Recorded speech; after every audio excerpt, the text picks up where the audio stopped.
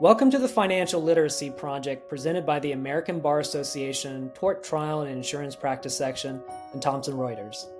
In this module, we're going to talk about key concepts related to debt and the ways in which you can manage debt.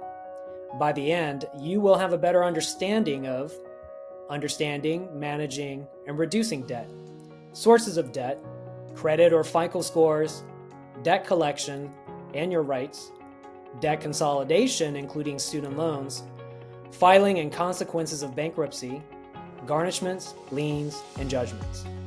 Importantly, you will be able to use the knowledge gained here year after year and share it with friends, family, and members of your local community.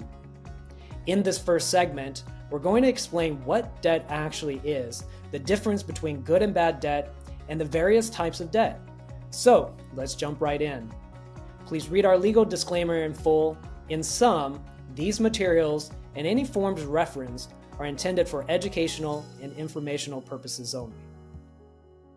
Understanding debt, managing debt, and reducing debt.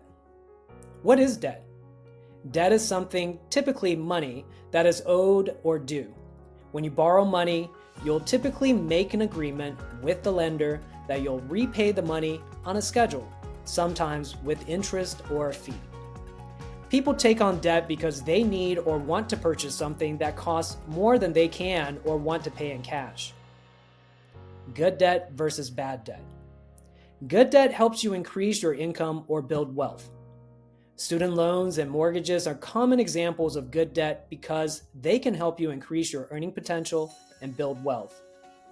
Bad debt doesn't provide many benefits or offer a return on what you pay for it. Credit cards and personal lines of credit are generally classified as bad debt since they may not provide a return on investment and often come with interest rates that are much higher than those on mortgages and student loans. An auto loan could be good or bad debt depending on the terms.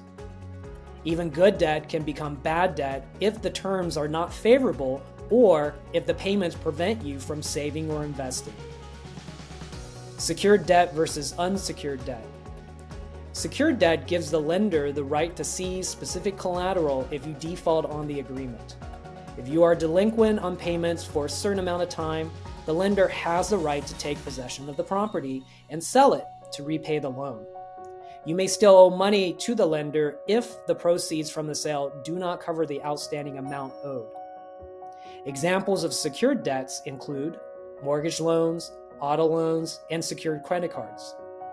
Unsecured debt is not connected to collateral and doesn't automatically give creditors the right to take your property if you default on the loan. If you are delinquent on payments for a certain amount of time, creditors will often sell delinquent debts to third-party collection agencies. These debt collectors will call you, send letters, and add the debt to your credit report. If those efforts fail, they may sue you and ask the court to garnish your wages. Examples of unsecured debt include unsecured credit cards, student loans, medical bills, and payday loans. Revolving versus installment debt. Revolving debt doesn't have to be repaid on a fixed schedule. You have access to a credit line as long as you're making minimum monthly payments toward any outstanding balance. For example, a credit card is a common way to access revolving debt. Installment debt has a fixed loan amount and a fixed repayment schedule. For example, a personal loan with a fixed number of monthly payments. High risk versus low risk. A high risk investment is one for which there is either a large percentage chance of loss of capital or underperformance. A low risk investment means that there is less at stake, but also less to gain. All right, that concludes this segment. We hope you now have a general understanding of what debt is, the differences between good and bad debt, and the various types of debt. In the next segment, we will cover some of the common sources of debt, including credit card debt, bank loans, car notes, interest, and much more.